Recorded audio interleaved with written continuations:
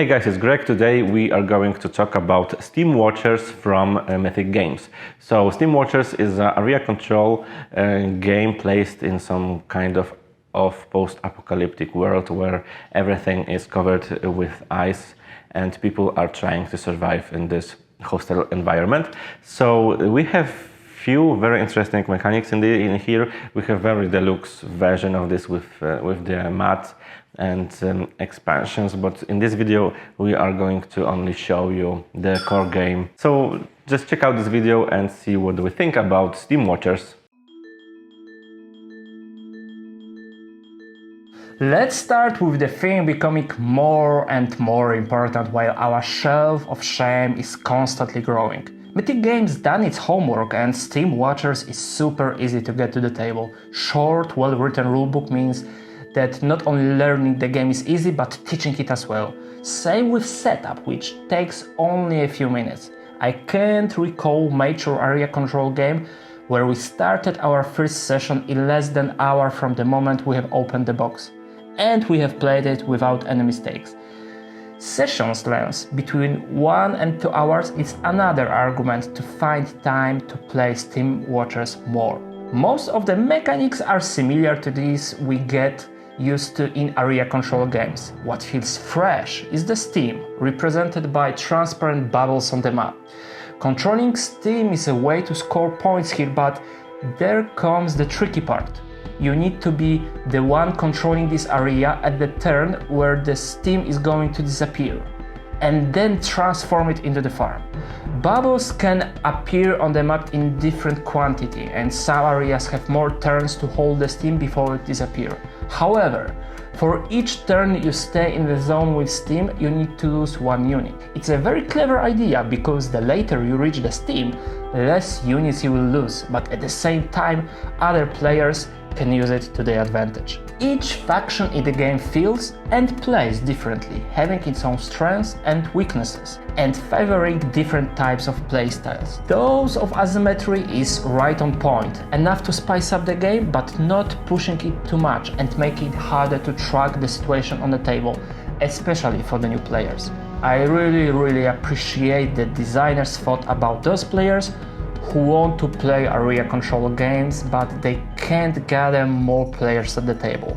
So many games allow to play them with only 2 players, but in practice most of them don't work below 4-player count. Thanks to the Peace with Wolves, one of 3 small expansions to Steamwatchers, players can pick 2 factions to play with instead of 1, where one will be played as usual and the second one as a vassal. Vassal has some limitations, like can't summon units after the initial setup, but it's enough to make the map busy enough to have the similar experience like a 3 or 5-player session. This pro is totally unrelated to gameplay, but for us, attention to details prove the experience of the publisher. We get convenient, sufficient insert for all components, including separate trays for every nation, holding miniatures and other stuff. We get help sheets for every player, something that should be standard, but still so many new games are missing it. And even the core box, combined with 3 small expansions, create one regular shape looking more organized on the shelf. When the table presence is incredible, there's still room for better immersion. The explanation behind the whole idea of why those factions are competing is quite residual, and we are missing some motivation behind each faction, making them something more than different miniatures and skills. Same with faction leaders, their design is not standing out enough too.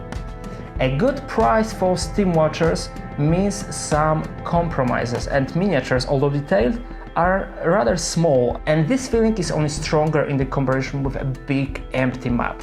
I know it's justified by the theme, but some bigger interactive elements on the map would work in favor of immersion too. With area control games we have tight, aggressive ones like Kemet, or more slow-paced like Lot of Hellas. Steamwatchers is definitely in the second category, mainly because of the slow start. It will take a few turns before players reach each other, and ultimately we can end only with just a few battles before the game ends. And when everything is designed properly here, the thing with Steamwatchers is that it's missing some epic moments players can create during sessions.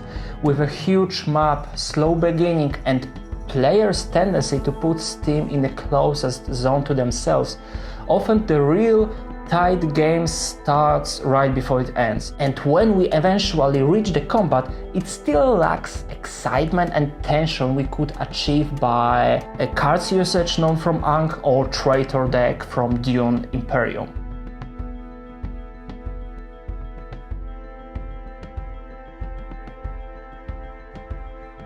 We were coming back and forth to Steamwatchers, not sure how to score it. On the one hand, everything here is done properly. We have asymmetric factions, events spicing up the game, and everything looked great at the table.